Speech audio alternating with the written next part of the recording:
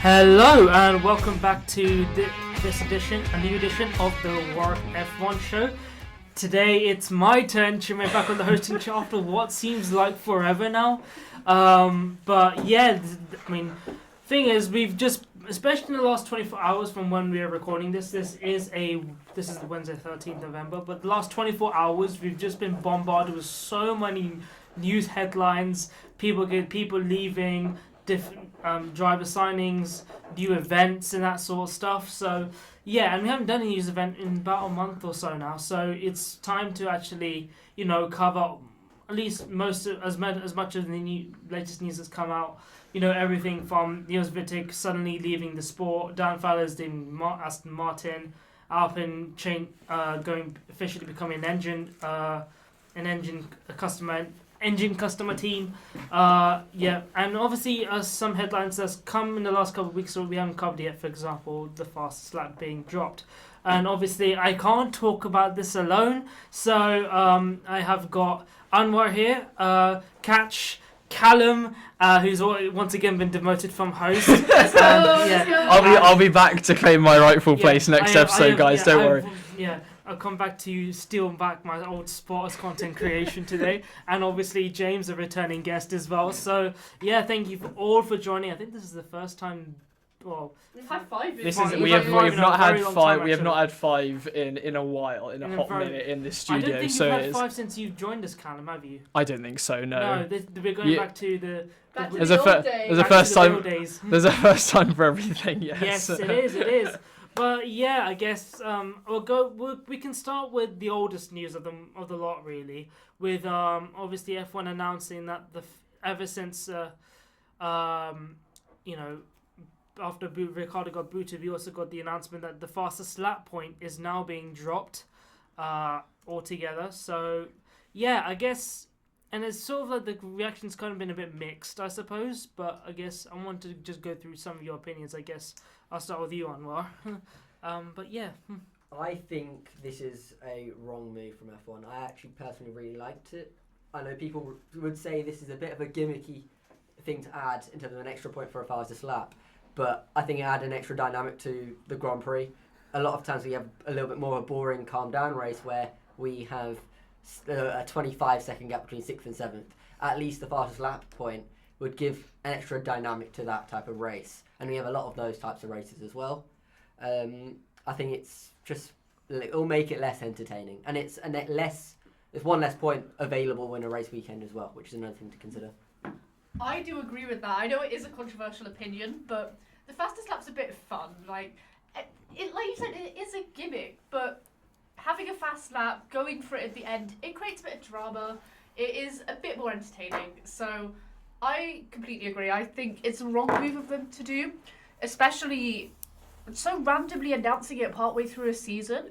That makes no sense in my opinion. And if you were going to remove it, wouldn't you remove it alongside the 2026 regs? That would make a lot more sense. Why randomly move it for 2025? But yeah, and especially after the whole idea when Ricciardo sort of stole the fastest lap of Lando Norris as well, just kind of makes it a bit more controversial, I suppose. Yeah, but this is one of the main reasons why it is being dropped, because we saw how it can. I just don't like the idea of these drivers where if they happen to have a 30-second gap behind them, then they can pit and go for the fastest lap, and I just don't. Personally, for me, I wasn't. When they brought it in, I really wasn't that bothered about it. We did speak about this a little while ago on the to do with improving F1. That was one of our ideas. Should definitely obviously go and check that out after this episode if you haven't listened to it. But it just didn't seem. It didn't seem for me to add much, or it wasn't like. It wasn't really something we were looking out for, or probably hasn't affected the championship that much yet. It's obviously we talk about it in commentary with every point matters, but I just really didn't feel like it added that much or changed the dynamic of the races a lot. So I wasn't that bothered when they brought it in. I'm not really that bothered about them bringing it out either. And I think what happened between Daniel Ricciardo and getting that fastest lap in what race was it? Austin? Singapore was just shows why it can get a bit silly, I would say. Yeah. Yeah, I agree. I didn't particularly like the fastest lap point either. It seemed a bit unnecessary. It made things it ended up just being a bit of luck because it ultimately ended up often going to whichever of the top drivers had a big enough gap behind them to make a pit stop and come out, which was often whoever was the worst of the front pack, who then had a big gap to the rest of the cars behind, so was able to go in and make that extra pit stop and get the extra point. And it made things like the championship unnecessarily confusing. Tried to do the calculations and he got to suddenly add up all the permutation of what if he gets the fastest lap and what if he doesn't, and then trying to remember who got the fastest lap at which race to add things up, and it's just an unnecessary complication with that, and sprints as well makes it more and more complicated to calculate the championship, and it also leads to all sorts a few years ago, and it also leads to all sorts of shenanigans when it comes to like a title battle, and like when Hamilton and Verstappen battling Mercedes pit Bottas, or in 2021 Mercedes pitting Bottas or Perez to take the point when they're having a bad race, to take the point off Hamilton or Verstappen, maybe not even to get the point for themselves outside the top 10, but just to take the point away. And obviously we had that controversy in Singapore, which does really raise the more fundamental problem of Red Bull being allowed to own two teams, which we kind of saw again in Brazil with how Lawson just basically let Verstappen through. Yeah, I mean, I'm personally of the opinion that I'm actually a little bit gutted that's being dropped. I mean, to be honest, I'm not really too bothered about whether it's there or not, but for me, it just adds a little extra bit of strategy. Yes, it's silly, but I don't mind it because, you know... But people don't strategize it though, do they? It's not in the starting setup of like we're thinking, oh, when should we go for the fastest lap? And it just does it add that much? I don't know. It adds just a little bit more. It doesn't really bother that much. It's 1 point at the end of the day. That's my point. It's gimmicky. It's gimmicky. Yeah. But the thing is, modern F1 is gimmicky. It's become so much. It's a lot more gimmicky these days, and the thing is now it needs to cater a lot more to the fans. That it's sort of What I will say is this argument that we are having 30-second gaps behind it is less of a thing now. I feel like we don't see that as often now.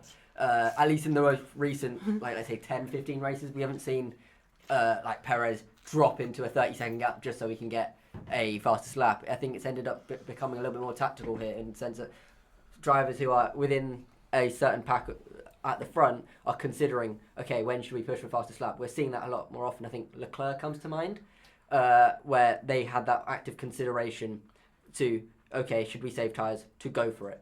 I think that element is interesting. I also think it's an interesting element towards the end of the race when fuel burns down, for drivers at the front to also go for the fastest lap point as well. We've seen Verstappen set fastest lap points at the end of the race. We've seen Norris do that as well. So I think that's the type of strategy Chinmay was talking about when we adopted less so the 30 seconds thing, which I do think is a little bit. It's like a bit of a. It doesn't feel great, and I also think the rule should have been adapted, not removed. I think the whole Ricciardo thing was pretty ridiculous in my head. The fact you can seal it as a second team from a title round for the first team. I think that's wrong as a concept. Yeah. But that's a whole different kettle of fish. Are people that... I think we might be the only F1 podcast that's had an argument over the fastest lap rule. I don't think anyone's... I think for me at least it was, when it's brought in, the reaction is meh, and when it's taken out, the reaction is also meh. So it doesn't... Yeah. It's just something that's happened, I think, for me. Like I said, I mean, I'm not happy it's gone, but at the end of the day, it's not going to affect me. It's not going to make me pull away from the sport or anything like that, you know. So, I mean, I guess we can move on to the next bit of news. And I guess I want to just quickly make a swing by the whole GPDA swearing shenanigans that's happening as well, because not too long ago, the Grand Prix Drivers Association released a statement calling for about the as a collective statement from the drivers from all about the whole swearing initiative and that sort of stuff, and the whole FIA cracking down for swearing, and especially, you know, with Max Verstappen swearing in, I believe, in Singapore's press conference, and then I think Leclerc got a suspended fine as well. Yeah, we should say, because we haven't actually covered any prior instance to this GPDA announcement which we're talking about here. So it mainly started with this whole Verstappen incident, wasn't it, and how he swore at a press conference, and wasn't the idea essentially that they wanted the drivers to avoid that because they want to open it to a wider audience and so therefore not have the drivers do that, and so look at fines and other punishments for the drivers if they did go towards that. And the GPDA have basically released an announcement saying that they don't want to do that. Am I correct in saying that, pretty much? Yeah. Pretty on the ball. Yeah, well, it's Ben Sulayem, who often is a figure of controversy, started it when he said he made some point that the drivers don't like. He doesn't want drivers swearing, and he accused it swearing of making it more like rap music, which Lewis Hamilton accused him of being racist and stereotyping. And then the next day, Verstappen swore in the press conference. And then the stewards, in a decision which I'm sure was not unrelated to Bin Sulayem's claims the day before, decided to give him community service, which was a bit drastic. I just think this whole thing is so childish. Yeah. Like, It is rather petty. we're looking at a professional sport, and you see it in football when you hear it on the cameras. When a player gets fouled or feels that the referee has done him dirty, they swear. It's part of sport. They apologise for it on the broadcast. We move on. Yeah. I don't particularly understand why we don't have the same common sense approach. I think it might be an element of Ben Sulayem just trying to create an issue for the sake of creating an issue, so he gets his name in the spotlight. Because that's the impression I'm getting of him. I went into him with an open mind. A lot of people thought, oh no, it's one of the someone connected with Saudi. They had a little bit of criticism towards that, but the way he's acted has been really childish throughout. He's always wanted to put his name in, get his name out there, and I think this is just another example of that. It is a bit of a throwback to back in 2022 with the whole jewellery stuff with Lewis Hamilton. Yeah. Yes. And that was all just controversy. And well, the thing is, I believe they referenced that in the statement as well.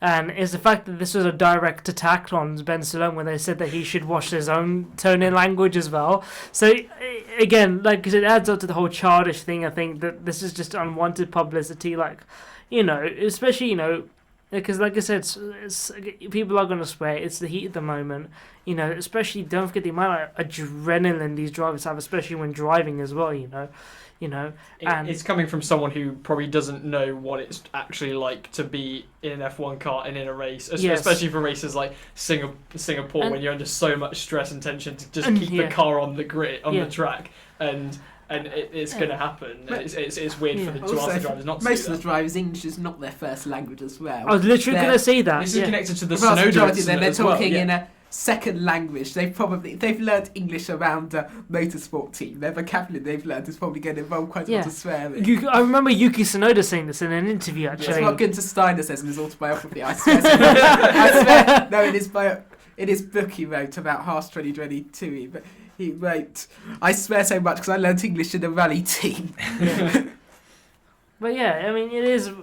Yeah, I mean, at the end, there's not really much to cover in this bit. I was just like, it was quite. But yeah, I guess let's move on to some more positive, more less negative and less childish news in that respect. Where we're going to move on to a couple of teams now. The first one, the big one, being Audi, as there's two separate sort of taglines that's been associated with them. One of them not as big, with Audi potentially selling a minority stake already to the Qatari investment fund. I think it was about 25%, as much after only agreeing this year to actually buy the full Sauber team, but it looks like they are looking to cash out a little bit already, even before they even step foot into Formula One. And also that they have completed the lineup with Bortoleto being released from the McLaren Driver Academy to join Nico Hülkenberg, as both Bottas and Zhou Guanyu are being booted out of the sport. I don't think it's a surprise that they're being booted, No. though. I think booted is such a harsh word. They've both had 3 years under their belt to try and move this awful car any further up the But grid. then is it really their fault on It's that not their line fault. because it's they've had to deal with an absolute boat of a car.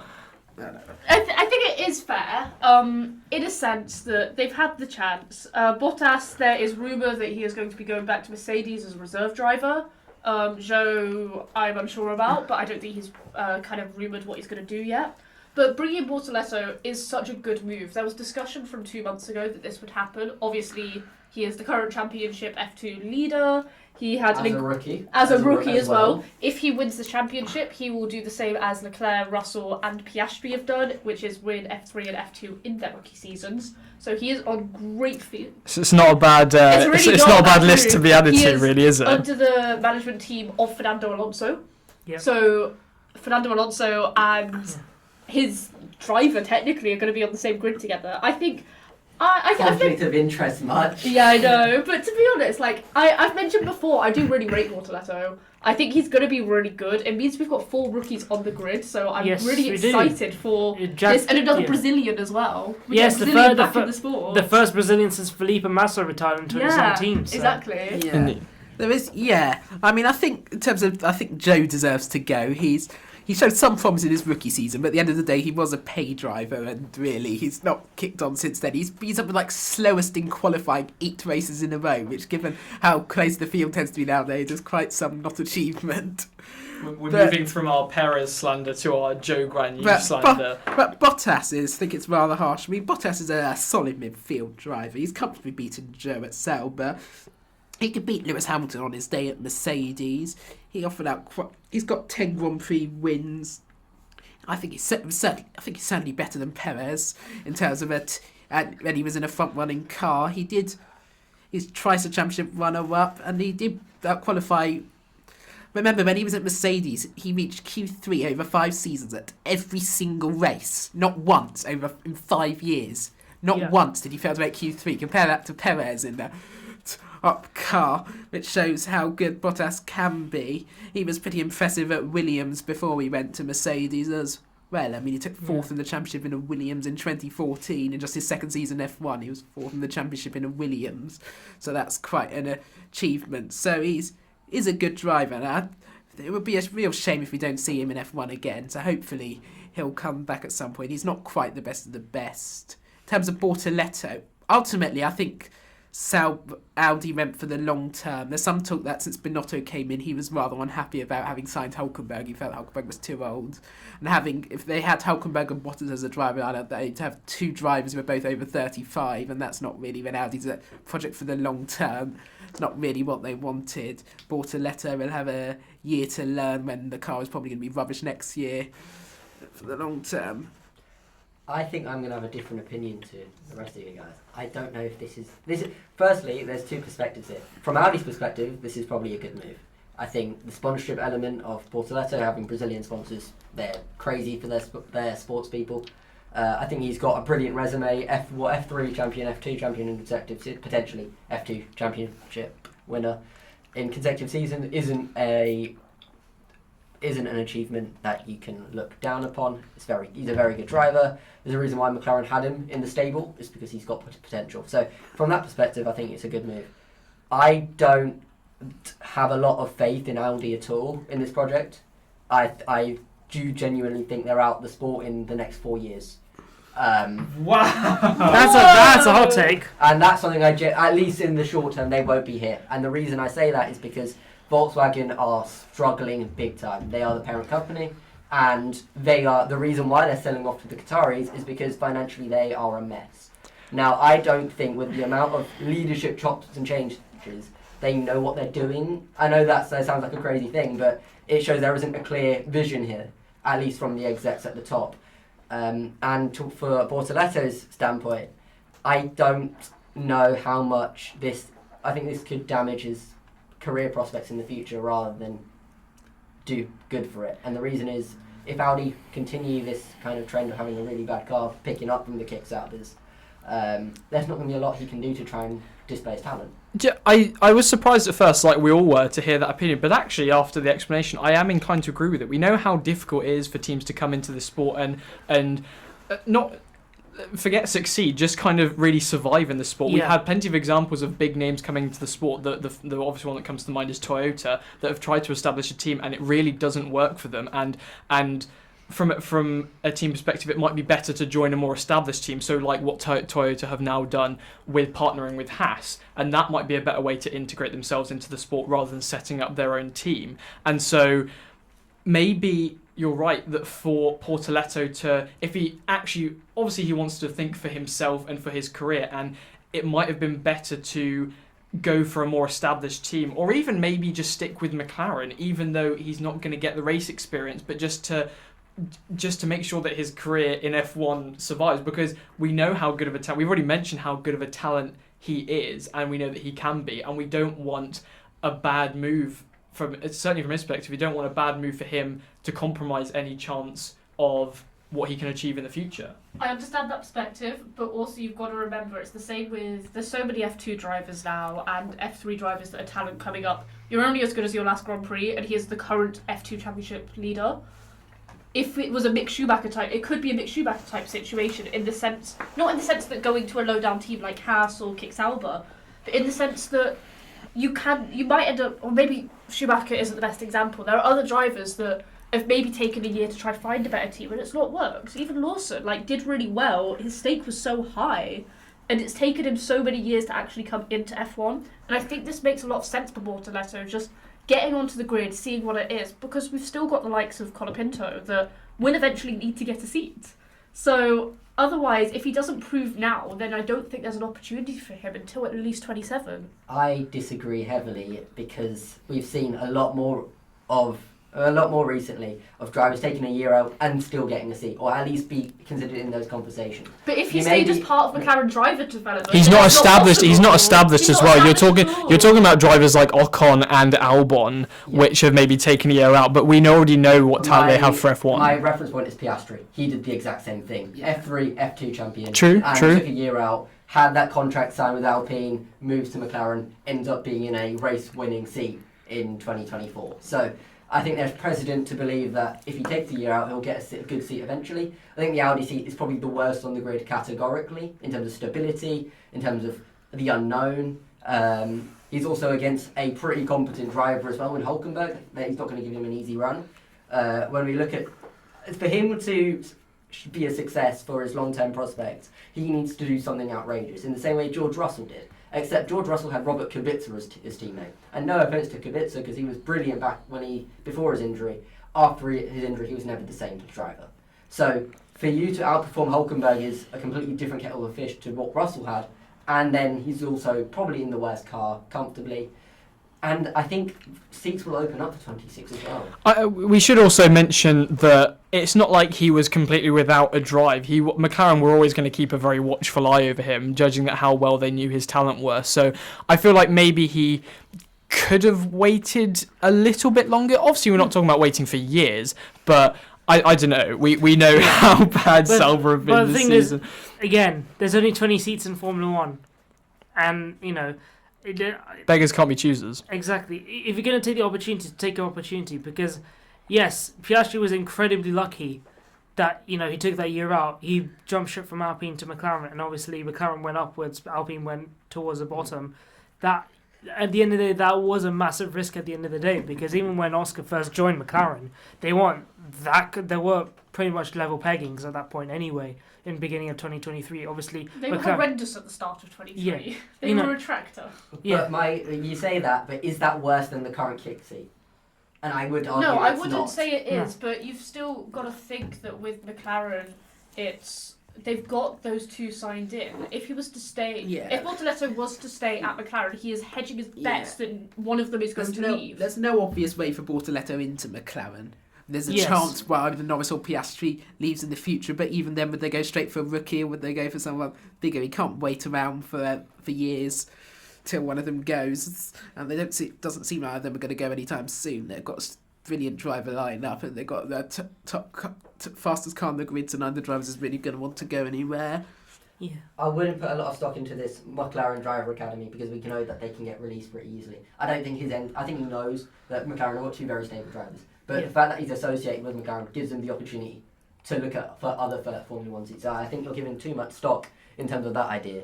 I also would say that his stock will remain high, even if he takes a year out. you don't lose all credibility after taking a year out when you've won the F3 and F2 World Championship consecutively.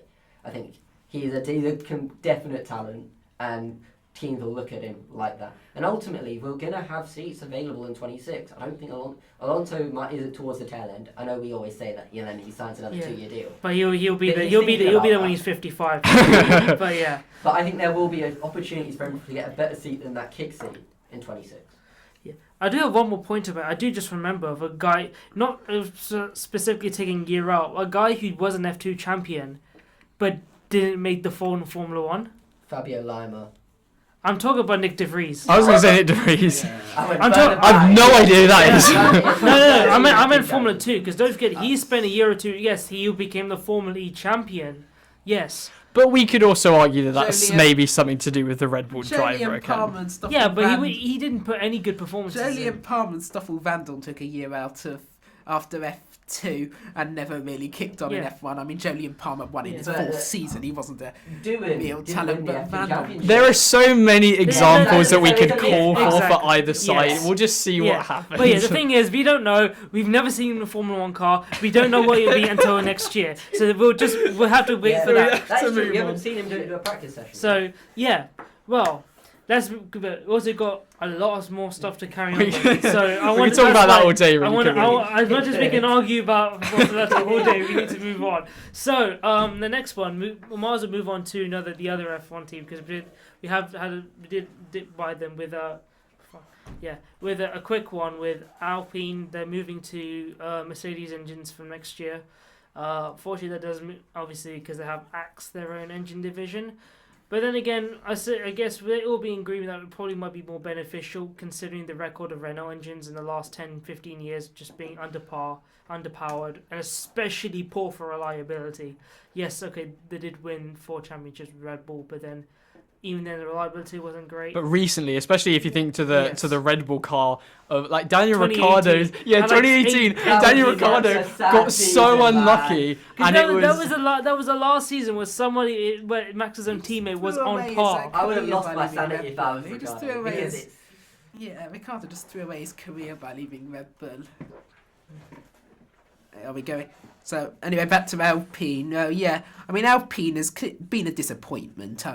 They seem to be going backwards, not forwards. I mean, they're a works team. They're one of the largest car brands in the world. They're one with a history of success. They're owned by Renault, who have a history of success in Formula 1, and yet they've not yet. Now, well, since Renault rebought the team in 2016, I mean, you could argue, yes, considering they did buy it for just £1. So, in terms of that, it has been a good investment. But I mean, it's now 9 years since they rebought the team, and in that time they've won 1 race. They've only even had 9 podiums in 9 years. So, there. Yes. Yeah, I think it is. There was rumours, or we already knew that they were going to stop the engine manufacturing. We knew that from earlier on a few months ago, and it was also rumoured they were going Mercedes anyway. It is interesting that it is their engine and their gearbox as well. And just some more facts, it's a multi-year deal, so it will be at least until 2030, which is really hedging their bets. So Mercedes now will have 3 customer teams. Mercedes are just working. They're just working to monopolise the F1 engine. They are. That's true. Oh, true. Yeah. Yes, they go. That is fair. That's a fair point. But let's see. But also, the chief. I don't know how well. much to believe this, but the chief executive of Renault, Luca De Meo, said that they were spending $265 million a year on engine production, whilst buying from another manufacturer would cost less than $20 million a year. I guess that's including infrastructure costs as well. But it is quite a significant drop, and I guess for a team where the engine is so unpowerful, it's so weak compared to the Mercedes or the Red Bull when they eventually have it, then it does make sense. I also think the power of a customer team has dropped as well. I don't think you've seen McLaren be a very good. You don't need to design your own engine to be successful. Yeah, there have been a view. Well, Renault won 4 world championships in a row. Yeah, there have been a view in recent years that in modern F1 you needed to be Works team to do well, because now Red Bull had struggled in their last years with Renault, and then once they won their got their works team with Honda, they pretty soon started winning championships. But McLaren leading the Constructors' Championship with a custom Mercedes engine has kind of discredited that theory. So, yeah, given a Mercedes engine is likely to be much faster than Alpine's engine, which is generally believed to be the worst on the grid. I think especially in the situation, three. I think especially in the situation that they were in, where with cutting the engine program, it was maybe to get that started again, and perhaps with the issues that they were facing with that engine program, it was perhaps easy, even if they just transition to the Mercedes engines for a few years before they get some sort of engine program back up again. It's probably a good idea as even for a temporary measure. And Mercedes do have a pretty good engine system, which we know has been proven to work in other teams, namely Williams. They've in the past few years they've had some of the best straight line speed out of any cars on the grid. So it can definitely work for other teams, and so I think that's a sensible move from Alpine. It is just going to be a shame to lose an engine manufacturer. We thought we'd have 6 different manufacturers on the grid in 2026. Now we're going to have 5. And Renault have been they've been supplying engines for decades constantly. Yeah. I mean, even recently, go back to like 2014 and Renault, 2013, 2014, Renault were supplying 4 teams. Yeah. Now they've gradually lost their customers and just end up just being their own team, and now they're pulling out altogether. Yeah. And we wonder if Alpine the team is going to be sold someday further down the line. I do think this They're whole preparing for that. thing does put a lot of pressure on Alpine though, because the thing that this reminds me of is when McLaren left Honda, and they were saying they were running with the narrative, we've got the best chassis on the grid. And then they were absolutely exposed in 2018. Yeah. Now, Alpine have always been complaining about the fact that they've got a horsepower deficit. They were the people who wanted to have that engine freeze so that their disadvantage didn't increase. So with all of that protesting in mind and the fact that they're pulling out, the pressure is on them to show that the car that they can make is good. Oh yeah. If not, it shows that the issue wasn't just in Viri, it was also in Enstone as well. Yes. Yeah, but I guess we'll just have to see how they perform next year, with at least next year and the year after with Mercedes engines and all that. But yeah, we need to sort of crack on with the more recent events that have happened in the last 24 hours now. So the first one we have, we'll quickly talk about this, the new F1 launch event that's happening in the OT Arena in February. Because of F1 reaching its 75th anniversary, all 10 teams have agreed to hold a simultaneous car launch event, and just do one massive showcase event. Obviously, they got the whole idea that the small teams won't get as much sort of like spotlight as they probably want. But at the end of the day, this is the 75th year of Formula One, I guess. Is this a regular event that's going to happen, or is it just next? I think it's just this. So far, it's mainly just for next year, and they'll see how it goes, how this event turns out. So, I guess it's a trial run like last year's Las Vegas Grand Prix. I think it is interesting because we have seen, especially as we get a few years into regulations, obviously teams do their own special car reveals and it's really cool and all the F1 YouTubers get to talk about it, but we have seen in recent years those cars aren't actually the ones that end up on track. They don't reveal the designs, they just do a kind of rough template thing and then reveal the actual cars. So it's basically just a paint job that they're showing. Just a livery reveal. So in a way, doing an event like this makes sense, so we can see all of the cars all together, because none of the teams are gonna reveal anything secretive in the first place. So I think it's gonna be a really cool event. It's actually fairly reasonably priced as well, I will say. Like the cheapest tickets are 58 quid, and the most expensive are 113. So for seeing all 20 drivers, all team principals, at one time in O2, that's actually fair enough, F1, I'll give you that, that's alright. Yeah. It certainly sounds like a very good plan. I mean, we can maybe properly judge after it happens in a different episode when the teams are announced. But I think it certainly sounds, if the execution is right, it could be a really good idea. I think this is like a very Americanized. It does feel very Americanized. Liberty Media. I'm saying this is a really good thing, because I think the thing that I would compare this to is the NBA draft or the NFL draft. Yeah. In terms of all the teams are there, they're picking and choosing their teams. In this case, we don't have that picking and choosing because they're already there. But I think it has that feel to it, and that whole NBA or NFL style thing gives us a buzz as a watching. Yeah, it increases. It's a great thing. I do hope they continue with it. So, fun fact, the guy that's doing the design for the F175 showcase in London is the exact same person who did the choreography and design for the Las Vegas opening. Oh. So, we'll see whether it's as gimmicky as that Las Vegas opening was, Yes. but it's the same person. But it's something that's increasing the interaction with the fans as well, and Yeah. and the engagement with the fans, which I think is going to be really exciting. Yeah. I do hope there is a rev share agreement with that price, though. Like, I do hope the teams also get compensated, because I think you would be taking away revenue from just from the actual releases themselves individually. Like Chinmay mentioned before when he introduced it. I think if there is a rev share agreement, that this is very cool. If there isn't, it'd be a bit mean on the teams. Oh yeah, 100%. I mean, again, really surprised they've been able to pull this off. I mean, it means they're going to lose all their. I mean, the teams have been to get all the teams to agree to something like this when they've been for years doing all their own launches, their own. It means that all the sponsors to agree. The sponsors will get less brand exposure. For years, the teams will be doing their own launches to get their own exposure, and to agree, get all the teams to agree to something this drastic with such commercial implications is really surprising.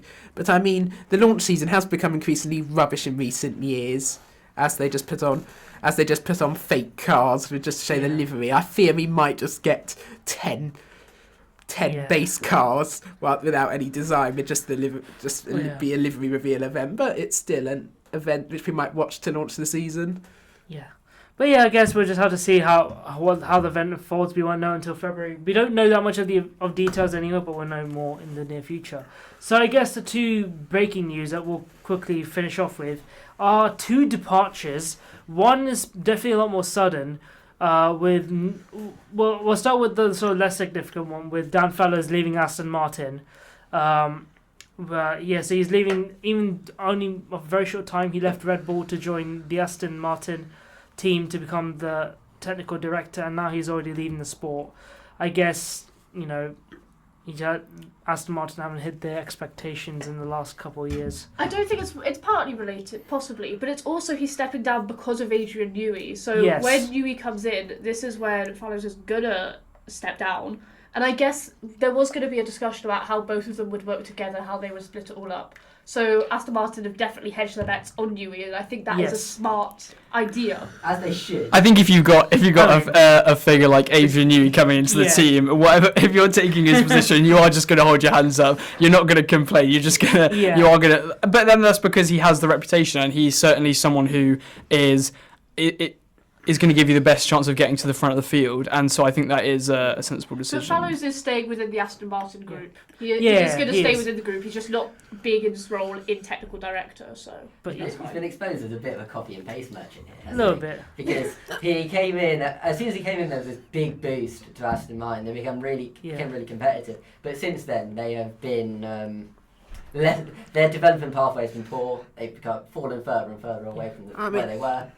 This makes sense. Yeah, I mean, Fallows has worked with Newey before, obviously at Red Bull, but obviously the development has not been since Aston Martin turned up with the second fastest car at the start of last season, which was quite incredible. Since then they had that good car for 8 races, and since then they've kind of just gone backwards.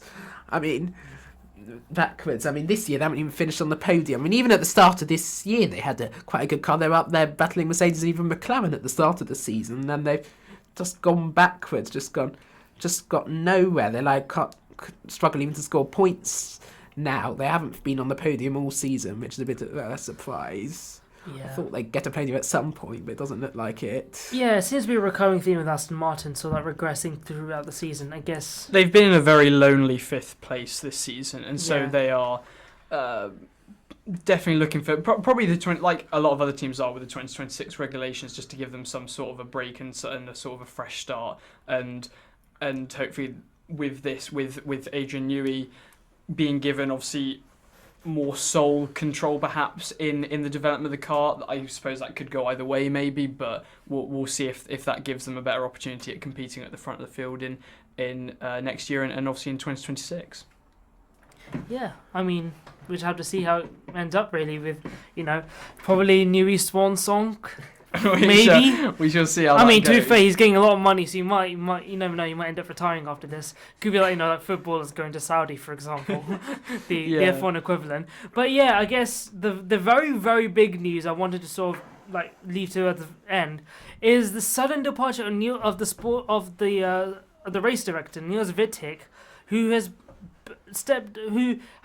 officially stepped down as the race director, even though there's 3 races left to go.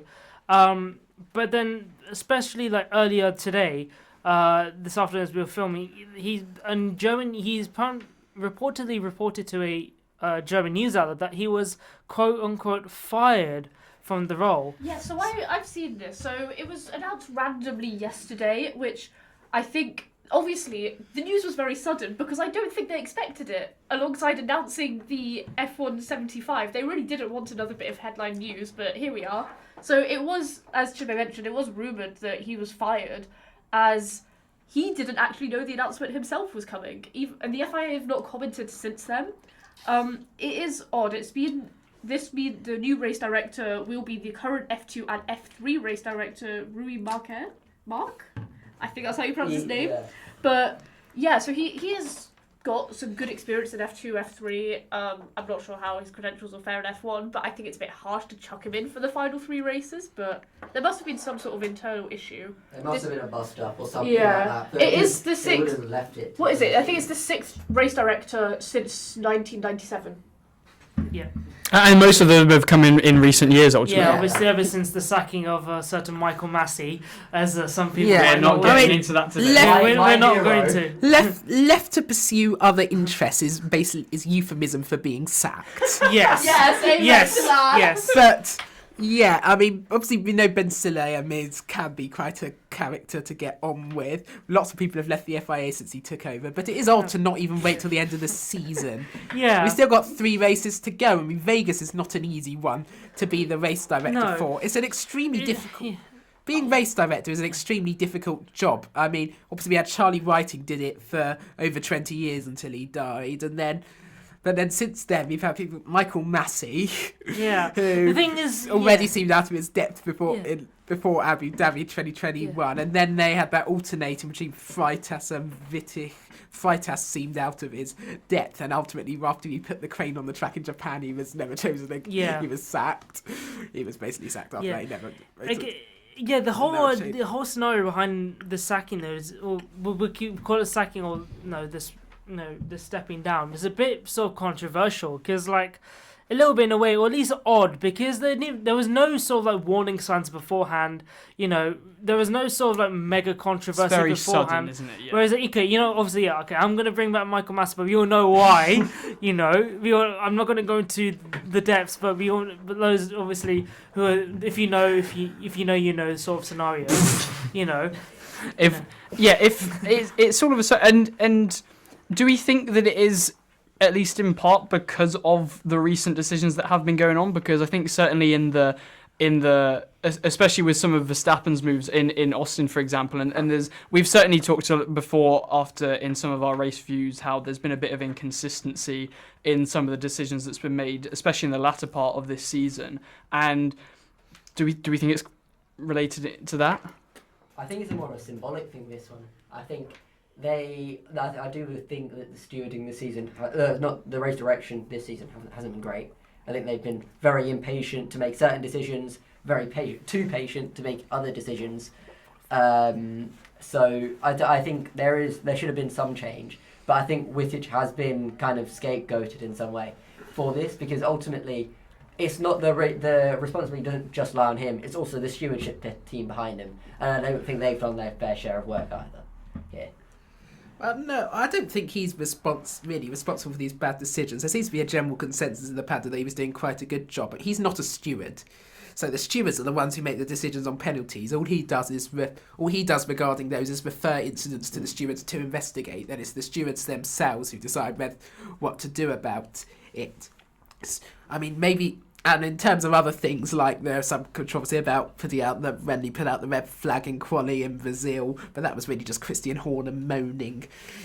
I mean, he claims that the stewards did it to stop Verstappen getting into Q3, but in reality the only way Verstappen would have made it into Q3 was if they'd red flagged it within 2 seconds of Stroll having his off, and Stroll was still trying to get the car going at that point, and plus there's no way the stewards could have reacted that quickly.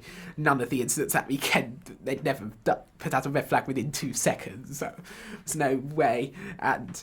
And the delay, people made about the delay, but A, there still wouldn't have been enough time for Verstappen to get out and do another lap, and B, there weren't actually any cars coming out to the incident on track for quite a while, which was why. So it's possible Wittich might have had some disagreements with Ben Sulayem over some of the recent goings on, and maybe over the things like the controversies over stewards, but no, I don't think he was sacked because of it. I do think it's probably more likely to be. I think it's a combination of both. I think there has been a lot of turnover as a race director, because it was Eduardo Freitas and Wittich to begin with after Michael Massey, then Freitas left. Now it's been Wittich for a year and a month or a year and 2 months, and now he's gone as well. So I think there definitely has to be a discussion about why is there so much turnover. Yeah, I think there's always gonna be other reasons that you're never going to hear about in the news. So it's probably not. I say this after we've just discussed it for like 10-15 minutes, but it's not worth diving too deep into it. But yeah, it's nothing to. It is what it is. It's happened, and we'll hopefully see the next person who's brought in stay around for a bit longer than what we've had for the past few directors, I think. Yeah, I think, we're just going to have to see what happens, and hopefully, well, I always say this every single time there's a new race director, like, hopefully there's some sort of improvement, but we all know there's not going to be. There's going to be. Here we go again. Oh yes, yeah. We'll need to bring back Will Kingswood for our latest edition. How can we improve stewarding? But how are we better stewards than the stewards? But okay, but then that's a story for another day. And that was all the news. There was quite a lot of news, so obviously this was quite a long episode. So hope you enjoyed, and thank you for everyone for coming on and discussing it today, because this has been quite a news-filled week, and looking forward for the Las Vegas Grand Prix. Tune in for our we will have a preview coming out on the Wednesday or the Thursday, so we'll make sure to get it in before the first practice. So make sure to tune into that to see what we can look forward to for that very early race that we've got in store for us next weekend. Are we waking up for that or not? What's the deal? Yeah. Yes. Yeah, I am. But we will have a rewatch with the Society if you're not able to catch it at 6 a.m. at some point in the afternoon on campus, if you want to join us for that, obviously, if you're part of the Society. No. But I guess we'll catch us for the Las Vegas Grand Prix preview. Thank you for Callum, Katch, Anwar and James for coming on, and thank you for listening.